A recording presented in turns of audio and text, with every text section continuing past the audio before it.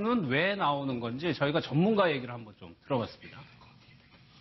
피해자보다 월등히 권력이 높은 사람인데 그런 사람들이 이제 자신의 힘을 확인하려고 그런 방식으로 성범죄를 저지르죠. 그러니까 자기를 따라오게 세뇌시키면서 성범죄를 하죠. 마치 자기 아랫사람이 자기를 흠모해서 성관계를 갖고 그런 거다. 근데 사실은 그게 아니라 위력을 행사한 거죠. 자기의 권력을 행사해서 강제로 성관계를 한 거죠. 그런 다음에는 이런 방식의 말이 나와요. 미안하다, 잊어라 이런 것들은 자신의 죄의식을 희석시키려고 하는 거예요. 자기가 어쨌든 강간을 했는 건데 그걸 인정하면 자기가 강간범이잖아요. 그러니까 자기가 높아진 권력을 통제를 못하는 거예요. 그래서 이제 이런 방식의 말도 안 되는 성범죄가 나타나는 거죠. 안희정도 그런 얘기 하잖아요. 힘들다, 네가 나의 위로가 되겠다. 식으로 하는 거는 높아진 권력을 자기가 감당을 못하는 거죠.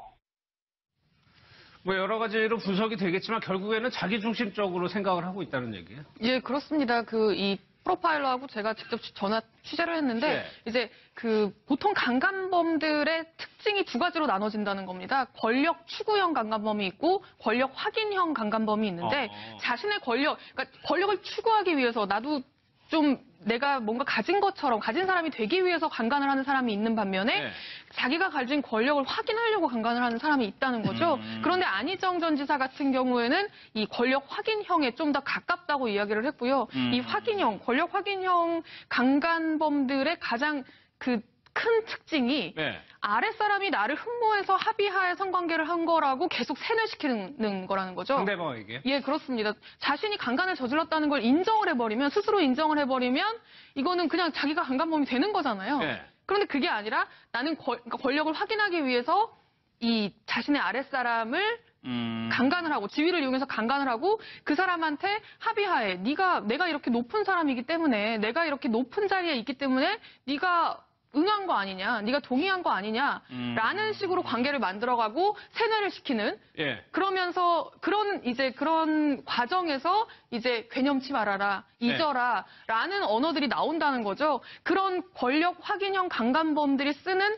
상투적인 언어 습관이라는 겁니다. 이 전문가는 저런 그렇게 말투가요? 예, 그렇습니다. 괴념치 마라, 잊어라, 미안하다 이런 게 권력 확인형 강간범들에서 나타나는 아주 전형적이고 상투적인 언어 습관이라고 표현을 했습니다. 그렇다면 안희정 전 지사는 글쎄요, 이 본인이 가지고 있는 권력을 어떻게 주체할 수 없는, 그러니까 그릇이 안 된다고 표현할까? 그런 권력을 어떻게 할 줄 모르는 상황이었던 거 아니에요? 그렇죠. 도지사라는 자리가 굉장히 힘이 크잖아요. 네. 관찰사, 도에서는 사실 이번에 정무 비서도 내일부터 나오지 마 하면 당장에 안 나오는 자리잖아요. 그런 사람이 여러 명 있겠죠. 그렇죠. 그럼 정무직은 다 마음대로 할 수 있고 예산 마음대로 주물러고 그 사회에서는 어떻게 보면은 황제죠. 황제니까 괴념치 말라는 옛날에 왕이나 쓰던 말이거든요. 네. 제가 옛날에 어느 회장, 지금은 그 회사 부도났는데 회장한테 밑에 직원이 보고할 때 회장님 분부라는 말 쓰고 네. 오금을 전해 주십시오. 이런 말 쓰고 그때 깜짝 놀란 게 또 알현이라는 말도 쓰더라고요. 그러니까 거기 왕국이에요. 그러니까 충남도라는 이 왕국에서는 그런 일이 있었던 거죠. 괴념치 말라는 별거 아니니까 무시해도 좋다. 어떻게 보면은 안 지사의 언어 습관에 제가 보니까 한 3가지 특징이 있는 것 같아요. 네. 하나는 괴념치 말라 이런 거는 상대방을 강간했지만은 아예 무시하고 너 잊어버려라.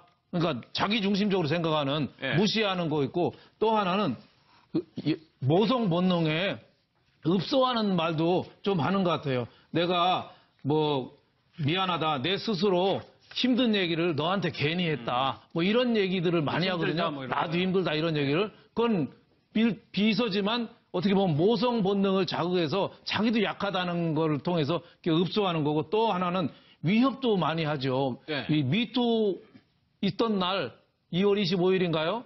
그 비서한테 사과하면서 그날도 성폭행을 했잖아요. 네. 그게 무슨 뜻입니까?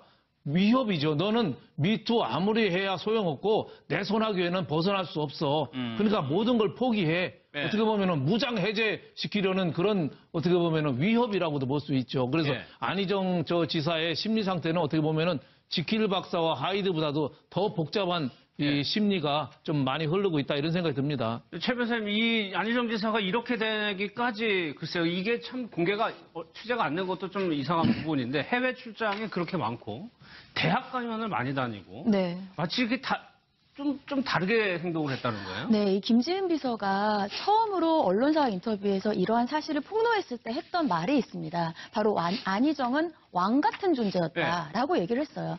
그것이 바로 저러한 사실관계들로 드러나는 겁니다. 예를 들자면 목적에 뚜렷하지 않은 해외 출장을 거의 한 달에 한 번꼴로 갔고요.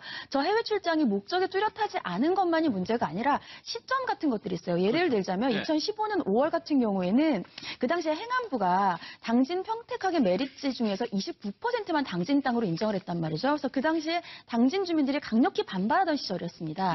그럼에도 불구하고 해외 출장을 간 거예요. 주변에 있는 보좌하는 사람들이 지금은 적절한 시점이 아니다라고 했음에도 불구하고 그런 것들이 두세 차례가 있습니다. 네. 거기에다가 정기적으로 기자회견을 하지 않고 간부들에게 브리핑을 맡기면서 도지사이니까 민원의 현장을 방문을 해야 되지 않습니까? 근데 민원 현장을 방문하지 않고 대학 특강을 갔다는 거예요. 예. 그렇다는 것은 본인은 현재는 도지사고 물론 충남도가 굉장히 잘 운영되고 있었고 그래서 안 지사 인기가 굉장히 높았지만 본인의 궁극적인 목적은 이것보다는 더 크고 본인은 더 큰 그릇이라고 아마 생각을 했던 행동들이 아닌가 싶고 저것들이 굉장히 저 사실관계가 의미 있는 사실관계인 게 뭐냐면 지금 위력에 의한 간음에서 위력을 입증을 해야 됩니다. 네. 그렇다고 한다면 저 안 지사가 그 충남도에서 어떠한 위치에 있었는지 충남도의 공무원들과 어떠한 관계가 있었는지를 알아야 되는데 예. 저렇게 충남도에서는 그 누구도 안 지사의 행동에 대해서 통제할 수 없는 그 정도의 지위였다고 한다면 충분히 위력에 의한 간음이나 위력에 의한 강제추행죄가 인정될 수 있는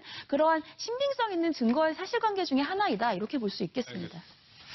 또 한 명이 논란이 되는 사람이 박수현 전 대변인인데 오늘 참 이쪽은 분주하게 움직였습니다. 기자회견이랑 인터뷰 내용을 좀 연이어서 한번 들어보겠습니다. 이번 저의 고백으로 두 사람이 조금은 부끄러워할 줄 알았습니다. 명예훼손으로 검찰에 고발했다는 소식을 절 겁박하는 두 사람이 저는 정말 뻔뻔하다 못해 이제 무섭기까지 합니다. 제가 참 어리석었습니다. 박수현이 직접 제게 김영미와의 관계를 말하였고 김영미도 직접 저한테 말한 사실이 있습니다. 박수현이 혼자 거주하는 아파트를 수시로 시간 구분 없이 드나드는 것을 옆에서 지켜보았지만 물증을 댈 수 없는 불륜을 말한 제가 지금 이 시점에 봐서는 참 바보인 것 같습니다. 저는 남편이 저를 회유해주기를 바랬습니다. 그런 회유 없었습니다. 지금 그럼 오 선생님이 말씀하신 건 전부 사실입니까? 네, 맞습니다. 사모님이 직접 떠나셨던 그 얘기가 그러면 사실이 아닙니까? 더 이상 언급하지 않겠습니다. 저는 제가 이 자리에 오기까지 굉장히 힘들었습니다.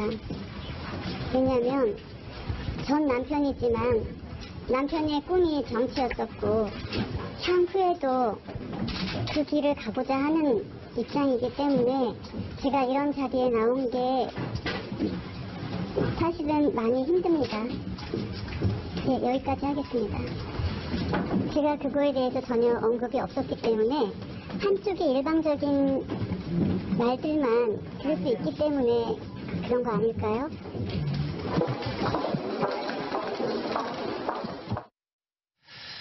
최초의 문제를 제기했던 사람입니다. 근데 기자회견을 했는데 지금 보신 것처럼 그 기자회견장에 박수현 전 대변인의 전 부인이 와 있었어요. 예, 그렇습니다. 전처까지 대동하고 오늘 오전에 기자회견을 한 건데요. 예. 자신이 주장했던 내용, 그 박수현 전 청와대 대변인은 그 시의원과 2009년부터 10년 가까이 예. 내연 관계였고, 그리고 그 내연 관계, 내연녀를 공천까지 했고, 이렇게 주장을 했잖아요. 예.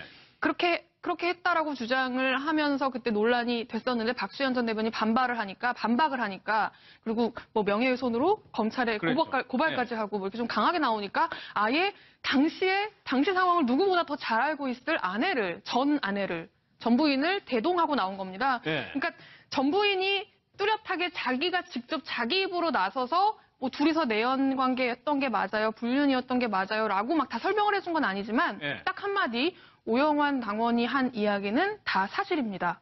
라고 이야기를 했고요. 그러니까 이 오 씨의 말을 종합을 하면 실제로 내연 관계가 계속됐었고 그 사실을 이 아내가 알면서 계속 감당하고 있는 상황이었다라는 거죠. 네. 그리고 감당하는 상황이었고 심지어는 무슨 이야기도 했냐면 이 아파트에 수시로 드나드는 걸 자기가 직접 봤다. 박수현 전 대변인 혼자 사는 아파트에 시의원이 드나드는 모습을 직접 봤고 네. 심지어는 박수현 전 대변인이 다른 가게를 운영하는 뭐 여자하고 무슨 문제가 생겼을 때 직접 이 시의원이 가서 싸우는 모습도 자기가 봤다. 네. 라는 이야기도 했고요. 그리고 이제 박수현 전 대변인이 저희가 어제도 전해드렸지만 아내하고 이혼을 하게 된 배경에 대해서 자신이 너무 정치 생활을 하면서 생활고가 너무 심하다 보니까 그랬죠. 돈벌이를 네. 사실상 제대로 못하다 보니까 아내가 떠난 거다. 그걸 견디지 못하고 떠났고 자기가 좀 잘 돼서 아내한테 다시 돌아와 달라라고 이야기를 했더니 아내가 아니 내가 힘들 때 떠났는데 지금 어떻게 다시 돌아가냐. 내가 어떻게 그런 면목이 있겠냐. 네. 라고 해서 결국엔 이혼을 하게 됐다라고 주장을 했는데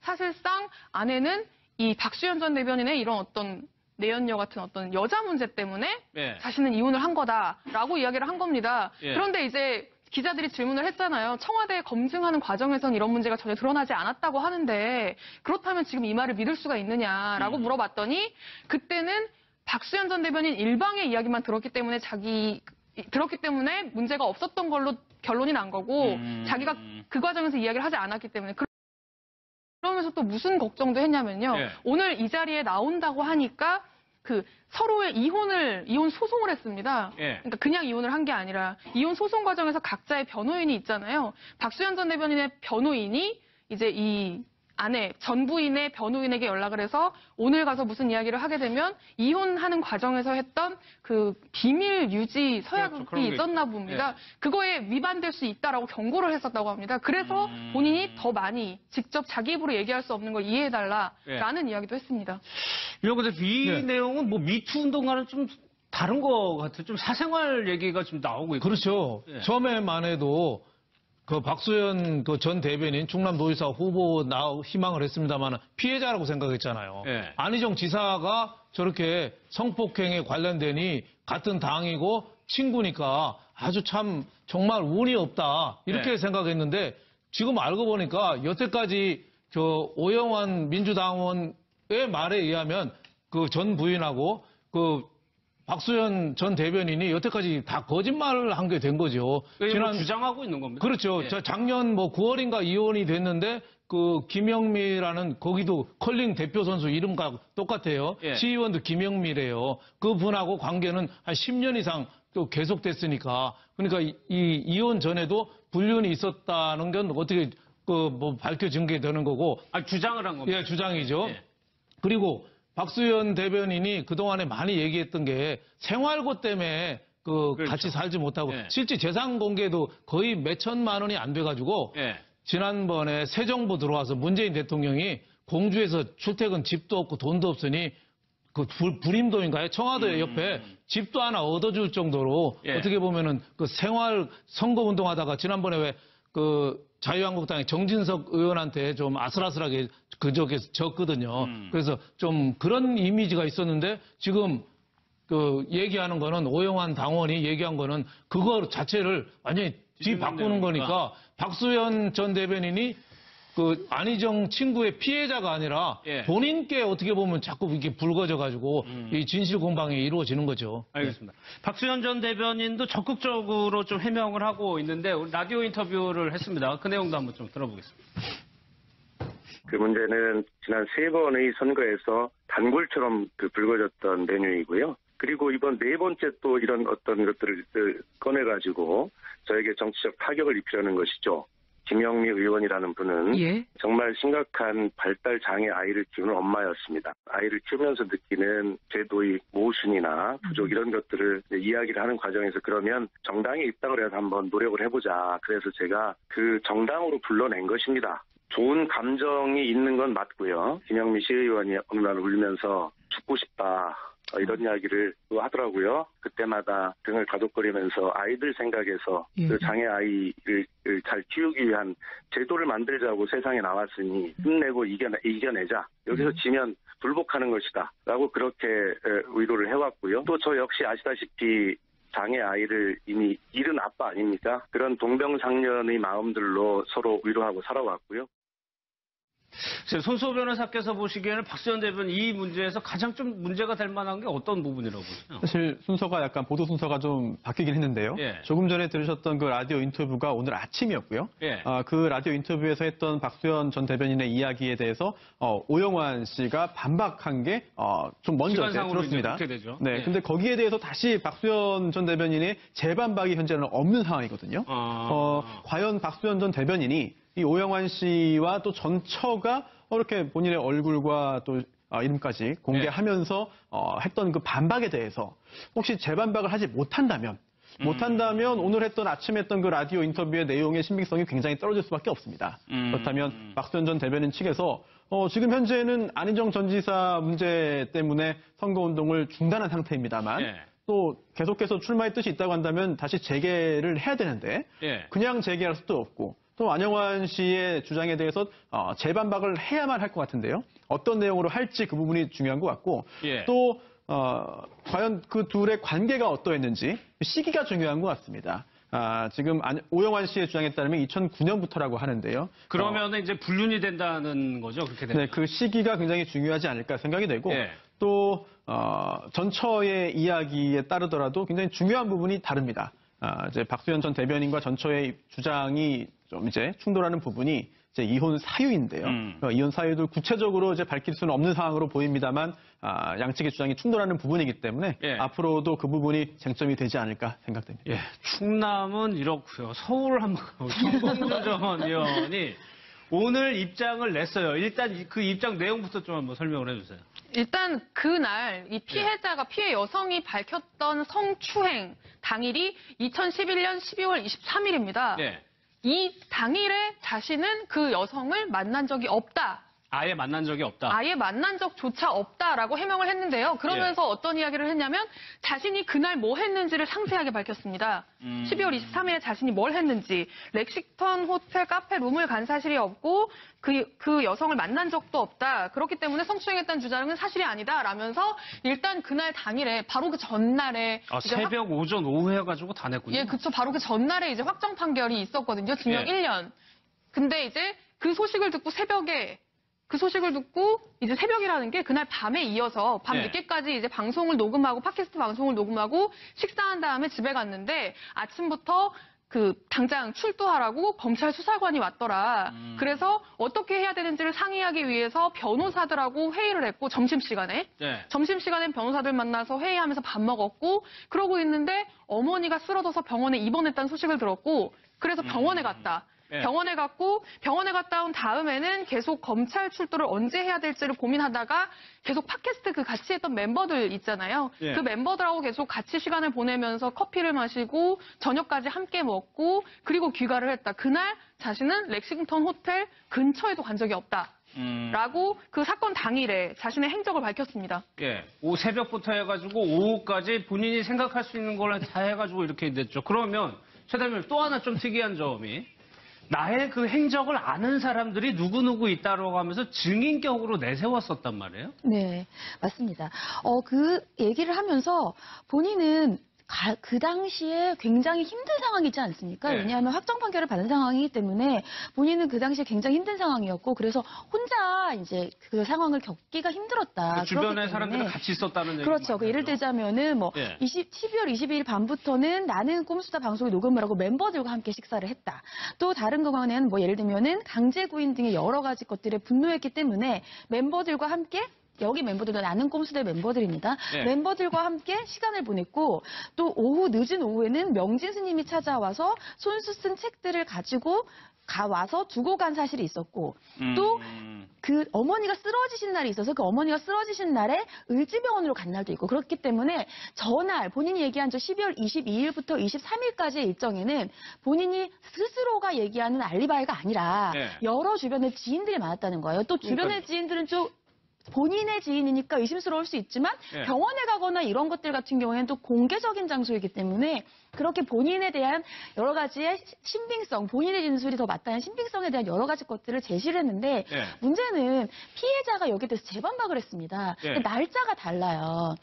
예. 정봉주 전 의원 같은 경우에는 지금 12월 23일에 대한 본인의 일정을 쭉 얘기를 했는데 다시 피해자가 재반박한 내용에 따르면 그날이 12월 24일이라고 되어 있거든요. 그렇기 때문에 24일. 정봉주 전 의원 같은 경우에는 다시 여기에 대해서 만약에 다시 재반박을 한다고 한다면 예. 24일에 대한 일정을 다시 한번 저렇게 반박을 할 가능성도 있지 않을까 이런 그 예상은 듭니다. 부분하고 좀 다시 정리해보고 좀 복잡해지는데 애초에 기사가 나온 건 23일이니까 23일에 대한 일정을 공개를 했는데 다시 프레시안에서 기사를 낸 거는 23일이 아니고 24일이라는 거예요? 그러니까 최초 보도는 23일로 났었고 정봉주 전 의원도 저렇게 23일의 행적을 구구절절 설명을 했는데 거기에 대해서 이제 또 하나의 추가 기사가 올라온 겁니다. 근데 그 추가 어떻게 보면 해명 기사라고도 볼 수 있는데 그 추가 기사가 어떻게 나왔냐면 날짜를 다시 확인해 봤더니 그러니까 이 기사가 나오고 나서 당시에 이 피해 여성이 고민을 털어놨다는 지인이 있었습니다. 네. 고민을 털어놨다는 지인이 있었는데 그 지인에게 이메일을 보냈던 거예요. 당시에 그냥 고민을 전화로 털어놓은 게 아니라 이메일로 써서 정 전 의원이 나한테 이렇게 했다. 내가 이런 일을 당했다라는 걸 구구절절 써가지고 이메일을 보냈었다는 겁니다. 네. 그 이메일을 보낸 시점이 2012년 그러니까 1월 5일이니까 한 열흘 정도 지나서 예. 열흘 좀 안 됐나요? 열흘 정도 지나서 이메일을 보낸 건데 지금 방송 화면에 나가고 있는 게 저 이메일입니다. 그때 내용을 보니까 사건 당일이 이 피해 여성이 처음에 기자한테 얘기할 때 날짜를 착각한 거예요. 12월 23일인 줄 알았는데 저 이메일 내용을 보면 크리스마스 이브였다는 내용이 나옵니다. 그러니까 알고 보니 12월 24일이었던 거죠. 그러니까 최초 보도가 조금 정교하지 못한 점이 있었네요. 그러니까 피해 여성의 기억이 정확하지 않았던 거죠. 날짜에 있어서는. 예. 근데 일단 어떤 내용이냐면 마지막으로 포옹을 하고 악수를 나누는데 정 의원이 저에게 입을 맞췄다. 순간 놀라서 그 사람을 밀쳐내고 나왔다. 어떻게 이런 일이 벌어질 수가 있느냐. 호텔을 박차고 나오는데 제 존재 가치는 송두리째 흔들리고 있었다. 그러면서 정 전 의원이 이 여성에게 했다는 말도 써 있습니다. 뭐라고 써 있냐면 네가 마치 애인 같구나. 어느 언론사 전형을 진행 중이냐. 예. 성형도 해줄 수 있다. 일이 이렇게 풀리지 않으면 그러니까 자신이 감옥에 가지 않았으면 졸업도 축하해주려 했었다. 예. 라고 했다는 거죠. 그러면서 이 여성이 뭐라고 쓰냐면 이런 그 사람의 말은 저에게는 모욕 그 자체였다. 대의를 추구한다는 사람이 이렇게 시시콜콜한 여자 문제쯤은 아무것도 아니라고 생각하는 것 같은 느낌을 받았다라면서 이 지인에게 자신이 그때 겪었던 상황을 거의 한 열흘 지난 후에 털어놓은 이메일이 지금 오늘 공개가 된 건데요. 아마 이게 뭐 경찰이든 검찰 수사로 간다면 이 이메일 자체가 증거로 작용할 가능성도 있을 것 같습니다. 어떻습니까? 손수호 변호사께서 보시기에 네. 지금 이거는 둘만이 아는 거고 완전히 상반된 입장을 보이고 있는 사건이거든요. 네, 그렇습니다. 이게 날짜를 최초에 12월 23일로 예. 이제 그 기사에 보도되도록 한 게 단순한 착각인지 예. 아니면 또 고도의 어떤 그 함정에 가까운 전략일지 여부는 저는 모르겠습니다만 결과적으로 볼 때 정봉주 전 의원 입장에서는 굉장히 난처한 상황에 처한 것 같습니다. 그렇다면 이제 12월 24일의 행적에 대해서도 꼼꼼하게 지금 해명 보도 자료를 배포한 것처럼 꼼꼼하게 이제 반박을 하지 않으면은 굉장히 난처한 상황에 처할 것으로 보이고요. 또 당시에 어떤 일이 있었는지를 증명하기 위한 증거가 필요한데요. 만약에 수사 단계를 지나서 재판으로 간다면 증거는 굉장히 다양한 형태와 종류가 가능합니다. 그런데 그 당시에 그 일이 있었던 때에 그 피해자가 어떠한 행동을 했는가, 또 그 행동을 그 당시에 가장 신뢰할 수 있었던 사람들에게 이야기를 하거나 문자 메시지를 보내거나 뭐 전화 통화를 했거나 아니면 이메일을 보냈고 그 이메일이 현재까지 남아있다고 한다면 피해자의 주장의 신빙성을 굉장히 높게 만들어줄 수 있는 증거가 될 수 있거든요. 물론 정치인이기 때문에 정치적인 부분 또 사회적인 도덕적인 그런 평가 부분과는 별개로 나중에 결국은 법정에서 법적인 그런 분쟁이 될 것으로 보이는데요. 그때는 사실은 증거에 의한 싸움이 될 겁니다. 따라서 이번에 있었던 그런 그 이메일도 역시 중요한 증거 중에 하나가 되지 않을까 그렇게 생각됩니다. 알겠습니다. 는 왜 나오는 건지 저희가 전문가 얘기를 한번 좀 들어봤습니다. 피해자보다 권력이 높은 사람인데 그런 사람들이 이제 자신의 힘을 확인하려고 그런 방식으로 성범죄를 저지르죠. 그러니까 자기를 따라오게 세뇌시키면서 성범죄를 하죠. 마치 자기 아랫사람이 자기를 흠모해서 성관계를 갖고 그런 거다. 근데 사실은 그게 아니라 위력을 행사한 거죠. 자기의 권력을 행사해서 강제로 성관계를 한 거죠. 그런 다음에는 이런 방식의 말이 나와요. 미안하다, 잊어라 이런 것들은 자신의 죄의식을 희석시키려고 하는 거예요. 자기가 어쨌든 강간을 했는 건데 그걸 인정하면 자기가 강간범이잖아요. 그러니까 자기가 높아진 권력을 통제를 못하는 거예요. 그래서 이제 이런 방식의 말도 안 되는 성범죄가 나타나는 거죠. 안희정도 그런 얘기 하잖아요. 힘들다, 네가 나의 위로가 되겠다 식으로 하는 거는 높아진 권력을 자기가 감당을 못하는 거죠. 여러 가지로 분석이 되겠지만 결국에는 자기중심적으로 생각을 하고 있다는 얘기예요. 예, 그렇습니다.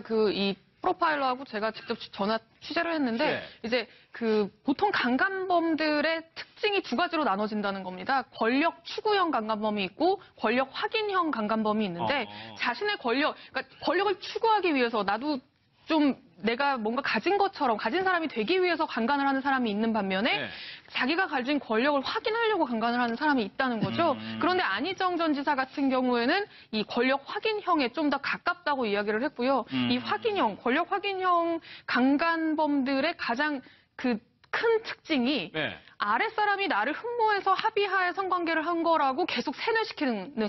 명예훼손으로 검찰에 고발했다는 소식을 절 겁박하는 두 사람이 저는 정말 뻔뻔하다 못해 이제 무섭기까지 합니다. 제가 참 어리석었습니다. 박수현이 직접 제게 김영미와의 관계를 말하였고 김영미도 직접 저한테 말한 사실이 있습니다. 박수현이 혼자 거주하는 아파트를 수시로 시간 구분 없이 드나드는 것을 옆에서 지켜보았지만 물증을 댈 수 없는 불륜을 말한 제가 지금 이 시점에 봐서는 참 바보인 것 같습니다. 저는 남편이 저를 회유해주기를 바랬습니다. 그런 회유 없었습니다. 지금 그럼 오 선생님이 말씀하신 건 전부 사실입니까? 네, 맞습니다.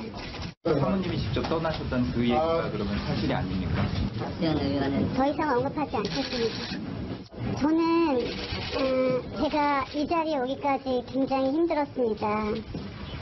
왜냐하면 전 남편이지만 남편의 꿈이 정치였었고 향후에도 그 길을 가고자 하는 입장이기 때문에 제가 이런 자리에 나온 게 사실은 많이 힘듭니다. 네, 여기까지 하겠습니다. 제가 그거에 대해서 전혀 언급이 없었기 때문에 한쪽의 일방적인 말들만 들을 수 있기 때문에 그런 거 아닐까요?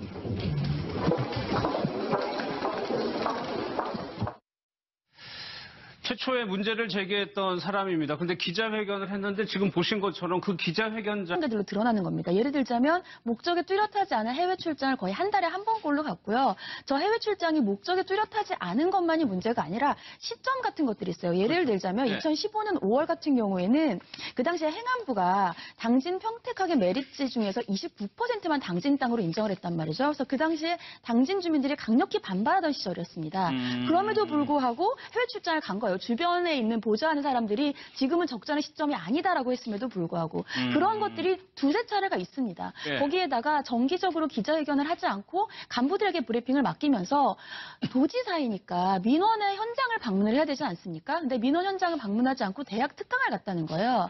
그렇다는 것은 본인은 현재는 도지사고 물론 충남도가 굉장히 잘 운영되고 있었고 그래서 안지사 인기가 굉장히 높았지만 본인의 궁극적인 목적은 이것보다는 더 크고 본인은 더 큰 그릇이라고 아마 생각을 했던 행동들이 아닌가 싶고 저것들이 굉장히 저 사실관계가 의미 있는 사실관계인 게 뭐냐면 지금 위력에 의한 간음에서 위력을 입증을 해야 됩니다. 그렇다고 한다면 저 안지사가 그 충남도에서 어떠한 위치에 있었는지 충남도의 공무원들과 어떠한 관계가 있었는지를 알아야 되는데 저렇게 충남도에서는 그 누구도 안지사의 행동에 대해서 통제할 수 없는 그 정도의 지위였다고 한다면 충분히 위력에 의한 간음이나 위력에 의한 강제추행죄가 인정될 수 있는 그러한 신빙성 있는 증거의 사실관계 중에 하나이다 이렇게 볼 수 있겠습니다. 또 한 명이 논란이 되는 사람이 박수현 전 대변인인데 오늘 참 이쪽은 분주하게 움직였습니다. 기자회견이랑 인터뷰 내용을 좀 연이어서 한번 들어보겠습니다. 이번 저의 고백으로 두 사람이 조금은 부끄러워할 줄 알았습니다. 거기 왕국이에요. 그러니까 충남도라는 이 왕국에서는 그런 일이 있었던 거죠. 개념치 말라는 그 별거 아니니까 무시해도 좋다. 어떻게 보면은 그 안 지사의 언어 습관에 제가 보니까 한 3가지 특징이 있는 것 같아요. 네. 하나는 저 개념치 말라 이런 거는 상대방을 강간했지만은 아예 무시하고 너 잊어버려라. 그러니까 자기 중심적으로 생각하는 네. 무시하는 거 있고 또 하나는 모성 본능에 읍소하는 말도 좀 하는 것 같아요. 내가 뭐 미안하다. 내 스스로 힘든 얘기를 너한테 괜히 했다. 뭐 이런 얘기들을 많이 힘들다, 하거든요. 뭐 이런 나도 거. 힘들다 이런 얘기를. 그건 비서지만 어떻게 보면 모성 본능을 자극해서 자기도 약하다는 걸 통해서 이렇게 읍소하는 거고 또 하나는 위협도 많이 하죠. 네. 이 미투 있던 날 2월 25일인가요? 그 비서한테 사과하면서 그날도 성폭행을 했잖아요. 네. 그게 무슨 뜻입니까? 위협이죠. 너는 미투 아무리 해야 소용없고 내 손아귀에는 벗어날 수 없어. 그러니까 모든 걸 포기해. 네. 어떻게 보면은 무장 해제시키려는 그런 어떻게 보면은 위협이라고도 볼 수 있죠. 그래서 네. 안희정 저 지사의 심리 상태는 어떻게 보면은 지킬 박사와 하이드보다도 더 복잡한 이 심리가 좀 많이 흐르고 있다 이런 생각이 듭니다. 최 변호사님, 이 안희정 지사가 이렇게 되기까지 글쎄요, 이게 참 공개가 취재가 안 된 것도 좀 이상한 부분인데 해외 출장이 그렇게 많고 대학 강연을 많이 다니고 네. 마치 이게 좀 다르게 행동을 했다는 거예요? 네, 이 김지은 비서가 처음으로 언론사와 인터뷰에서 이러한 사실을 폭로했을 때 했던 말이 있습니다. 바로 안희정은 왕 같은 존재였다라고 얘기를 했어요. 그것이 바로 저러한 사실관 거라는 거죠. 상대방에게? 예, 그렇습니다. 자신이 강간을 저질렀다는 걸 인정을 해버리면, 스스로 인정을 해버리면 이거는 그냥 자기가 강간범이 되는 거잖아요. 네. 그런데 그게 아니라 나는 그러니까 권력을 확인하기 위해서 이 자신의 아랫사람을 강간을 하고, 지위를 이용해서 강간을 하고 그 사람한테 합의하에 내가 이렇게 높은 사람이기 때문에, 내가 이렇게 높은 자리에 있기 때문에 네가 응한 거 아니냐, 네가 동의한 거 아니냐라는 식으로 관계를 만들어가고 세뇌를 시키는. 예. 그러면서 그런 과정에서 이제 괴념치 말아라, 잊어라라는 언어들이 나온다는 거죠. 그런 권력 확인형 강간범들이 쓰는 상투적인 언어 습관이라는 겁니다. 이 전문가는 저런 그렇게 말투가요? 예, 그렇습니다. 괴념치 마라, 잊어라, 미안하다 이런 게 권력 확인형 강간범들에서 나타나는 아주 전형적이고 상투적인 언어 습관이라고 표현을 했습니다. 그렇다면 안희정 전 지사는 글쎄요, 이 본인이 가지고 있는 권력을 어떻게 주체할 수 없는, 그러니까 그릇이 안 된다고 표현할까? 그런 권력을 어떻게 할 줄 모르는 상황이었던 거 아니에요? 그렇죠. 그 도지사라는 자리가 굉장히 힘이 크잖아요. 네. 그 관찰사, 그 도에서는 사실 이번에 그 정무 비서도 내일부터 나오지 마 하면 당장에 안 나오는 자리잖아요. 그런 사람이 여러 명 있겠죠. 그렇죠. 그 정무직은 다 마음대로 할 수 있고 예산 마음대로 주문하고 그 사회에서는 어떻게 보면은 황제죠. 황제니까 괴념치 말라는 옛날에 왕이나 쓰던 말이거든요. 네. 제가 옛날에 어느 회장, 지금은 그 회사 부도났는데 회장한테 밑에 직원이 보고할 때 회장님 분부라는 말 쓰고 네. 오금을 전해 주십시오 이런 말 쓰고 그때 깜짝 놀란 게 또 알현이라는 말도 쓰더라고요. 그러니까 그